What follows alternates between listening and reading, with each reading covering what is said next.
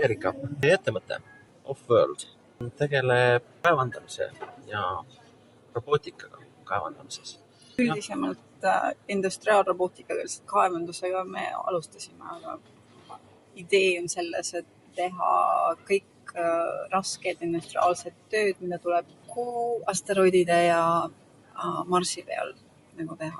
Te võite oma ettevõtte veebilehel ka sellest, et palju asju tuleb uuesti leiutada kaevandamises, et miks seda tuleb teha? Kui alustame nagu põhitööstustest, eks ju, kas kaevandus või ehitamine või nagu processing and manufacturing. Kui see tehnoloogia leiutati 200-150 aastat tagasi väga paljudes valdkondades, näiteks kui sa võtad kaevandust. Kõik masinad on hästi suured, eks ju, 300-450 tonni lihtsalt see masin ise.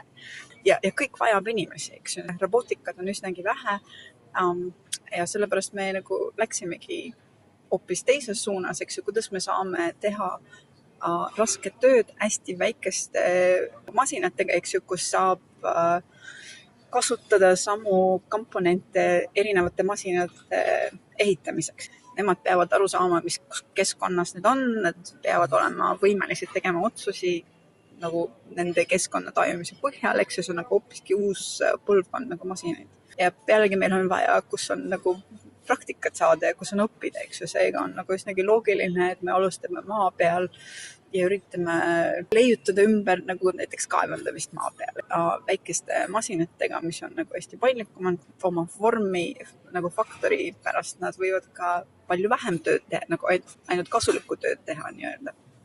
Ja alati, kui on võimalik, me alati valime neid lahendusi, mis töötaks ka Kuu peal, mis töötaks ka Marsi peal, mis töötaks ka nagu microgravities.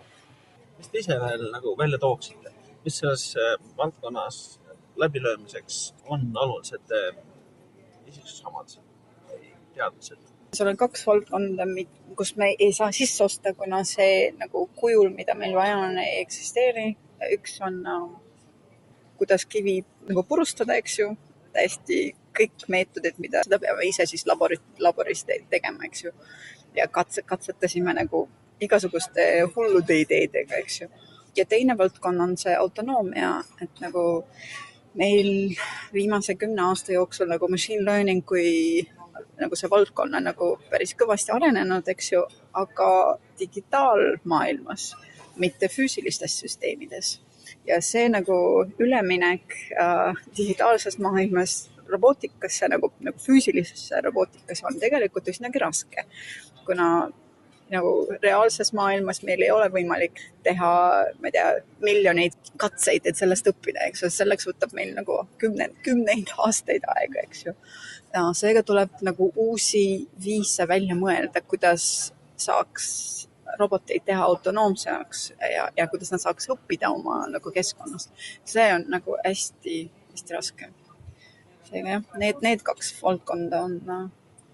Kui mõnel noorel on praegu selline mõte, et millist elukutset karjäärisuunda valida peale gümnaasiumi, siis mis soovitused teil oleks? Vist 3 füüsika. See on nagu alati hästi kõva nagu foundation, mille peal on nagu seista.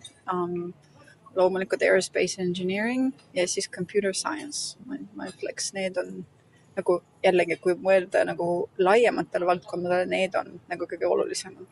Siis tuleb juurde igasuguseid kitsamaid valdkondi, nagu material science või seal on hästi palju.